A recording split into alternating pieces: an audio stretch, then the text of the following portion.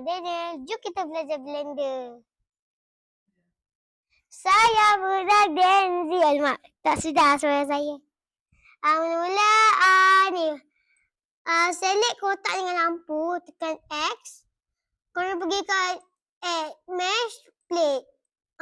Pergi macam ni. Zoom sikit. Korang pergi dekat edit mode. Korang tekan S X 2. Sekali. S X 2. Enter. Dia jadi macam ni. Korang tekan dekat objek mode balik. Korang tekan R X 0. Enter. Dia jadi macam ni. Korang pergi dekat edit mode balik. Control R. Sini. Control Z. Control R balik. Lepas tu korang select semua dulu.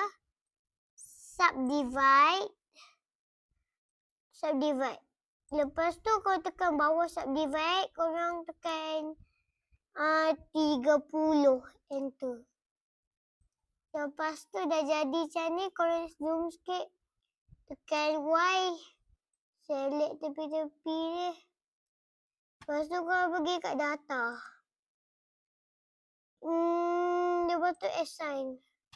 Korang pergi kat object mode.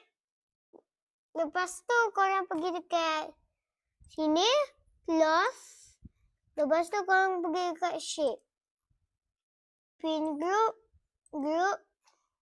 Collision. Self collision. Dah. Play. Dia jadi macam ni. Lepas tu korang patah balik. Korang pergi kat add. Korang pergi kat Blender Win G. Rotate Y. Dia dah jadi macam itu. Korang pergi dekat sini.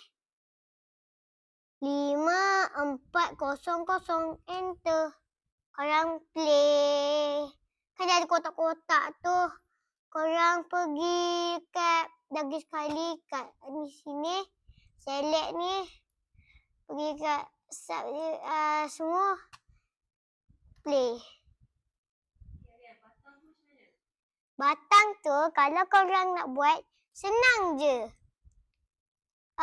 Korang pergi dekat add, mesh.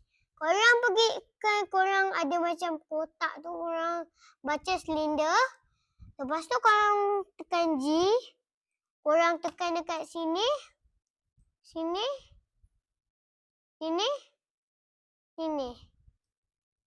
Sini. Sini. Korang tekan sini.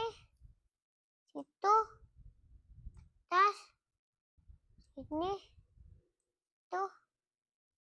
Macam tu. Ni. Dah siap. Lepas tu korang turun bawah sikit. Lepas tu korang tepi. Tengok ni. Lepas tu. Dah. Lepas korang dah siap tu. Korang select sini. Kalau korang sengit. Letak sini. Lepas tu korang letak macam ni. Y, X, Z.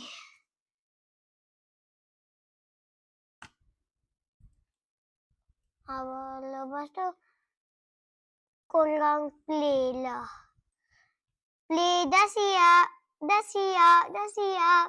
Kami budak Gen Z. Rayang budaya. Jumpa lagi again. Bye bye.